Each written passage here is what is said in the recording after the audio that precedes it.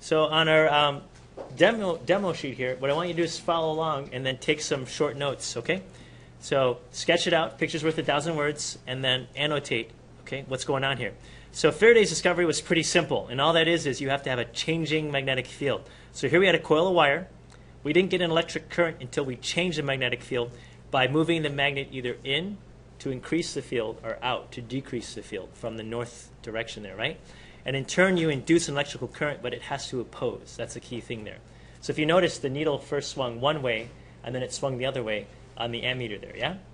And again, that's what I really like about doing the little computer simulations. You can visualize this better on the computer because it'll animate what's going on, okay? You have to have a changing field to get an electric current that is induced to oppose the original change. So notice that the needle actually swings back and forth each way in terms of the current generated. There we go. If I turn on my voltmeter, you can see how it's always opposing there. Okay? So again, try to summarize in your own words what's going on. Okay? Now we're going to go do a whole bunch of crazy demos. Here we go. Next little demo, the difference between a generator and a motor. What's the job of a motor? How do you get a motor to work? How come this thing's not spinning? This sucks. I got to hook up a what here? Okay, yeah, I have to hook up a battery. The job of a motor is to take electrical energy and then you make it into mechanical energy where it spins, okay? A generator is just a motor in reverse, okay? Check it out. Inside here, I actually heard someone say it earlier. They said, there's a motor in there. You're actually right, okay? Because what is a motor? A motor is a magnet around a coil of wire, right?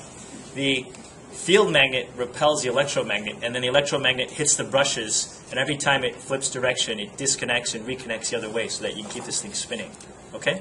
A generator is a motor in there, but you spin the motor, you put in mechanical energy, energy of motion to get electrical energy out, okay?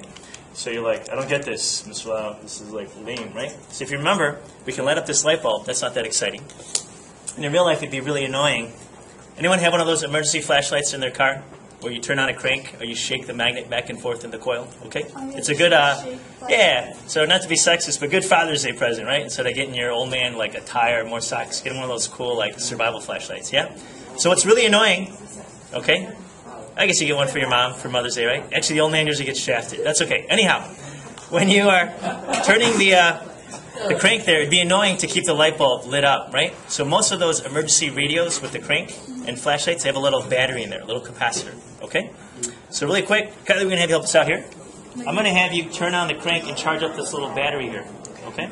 So all you're going to do is go ahead and charge up. How about, give me 20 good cranks? Crank away. 2, 3, 4, 5, 6, 7, 8, 9, 10, 11, 12, 13, 14, 15, 16, 17, 18, 19, 20. Okay, good. You can stop.